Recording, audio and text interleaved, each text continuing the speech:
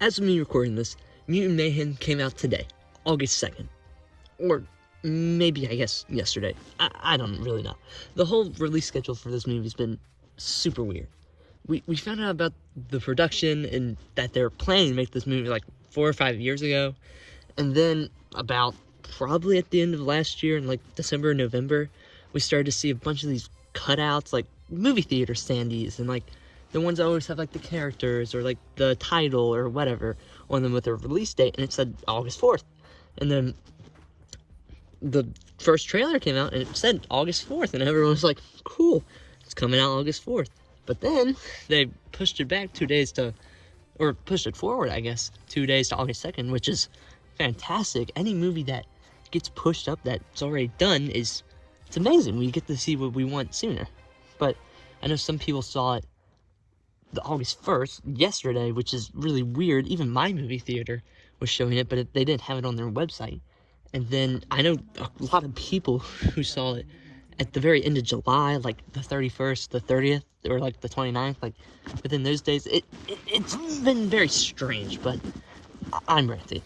So, as someone who was a major Ninja Turtle fan as a kid and watched like 1,000 episodes of the 2012 Ninja Turtle series, and even recently I went back and watched Rise of the Teenage Mutant Ninja Turtles along with the movie on Netflix, and I really liked them. So, just like with every movie I basically see nowadays, I got some thoughts on them. So, first off, let's answer the most burning question. Is this the best Teenage Mutant Ninja Turtles film? Short answer, absolutely. Long answer, absolutely. This movie is absolutely amazing. It's just fantastic. This movie shows that you can't really do this in live action. It just shows that they thrive in animation with the way they're designed, the way their combat works, the way with everything. This movie is just, it represents so much, and it shows that though we accept the past and things have happened, not like bad things, but like the old movies, the old 80 ones, and then like the amalgamation that was the Michael Bay ones, it shows that we like will acknowledge them and stuff. There's like tiny little references to them, but very minor. It shows that this cannot be done in live action. This has to be animation, because they just thrive. And like the strongest part they thrive in animation is simply just the combat. This movie uses a very good type of combat called dynamic action. And for those who don't know, dynamic action is basically when, like, if someone's being chased, like think of Tom and Jerry. Like when Tom's chasing Jerry, they don't just run in one direction.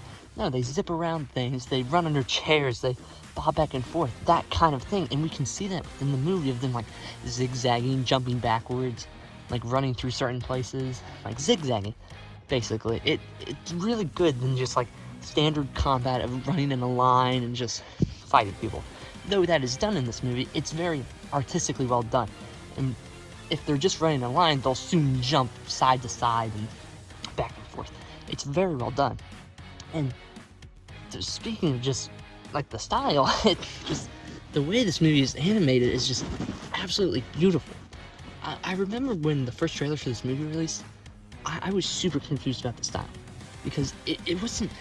It was obviously inspired by Spider-Verse with like the whole 2D effect on top of things, but it wasn't quite Spider-Verse.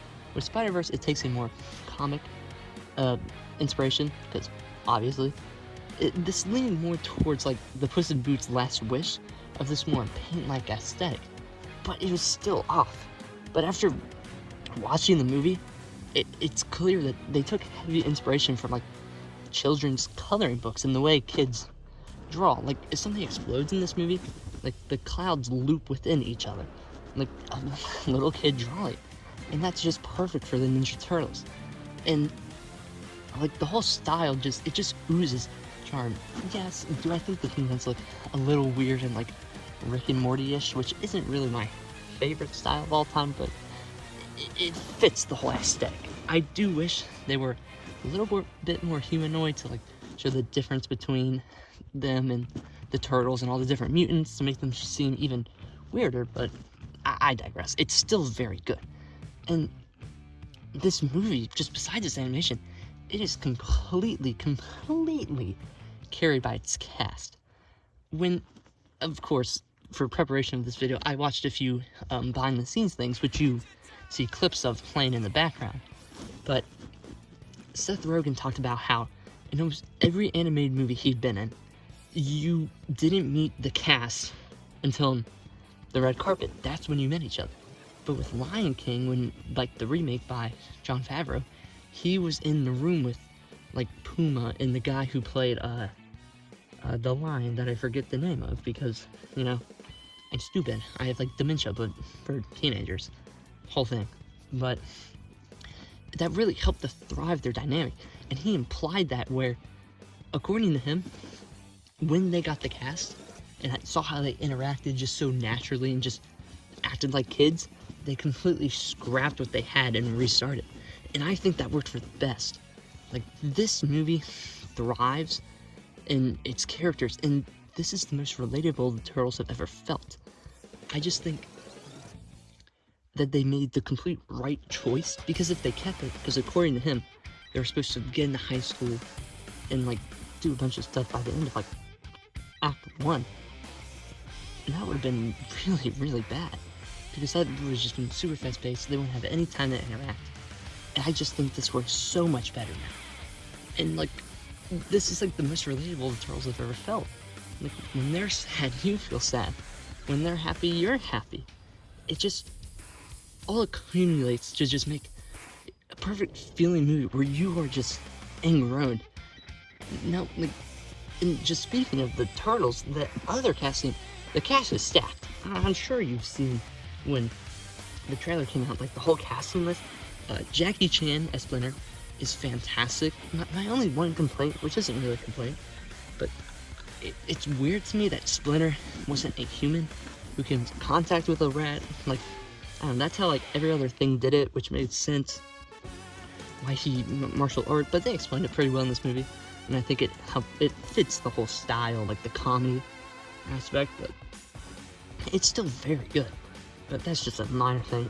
Ice Cube as Superfly is fantastic. He's the perfect amount, like, the character itself is scary, but it's funny that it's Ice Cube. Like, that's funny.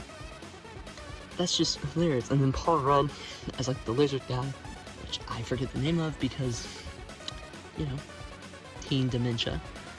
It's just, the cast is absolutely amazing. Seth Rogen as Bebop is perfect. He's just such like Seth Rogen's voice just fits him perfectly. And then John Cena as Rocksteady is just so smart. It just works so well. And just, like, my one little complaint about this movie is that I feel like they saved a lot of the really good stuff for the sequel, which isn't a bad thing. I mean, the Mario movie did that, which that movie still had a lot of good stuff.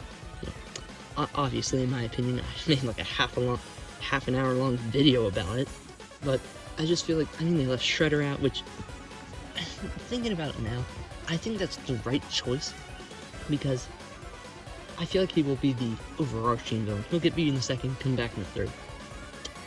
Run of the mill, but it works because it's good. It's run of the mill because it's good. But I don't know. I really don't like the design of the final, like, boss, I guess you can call it.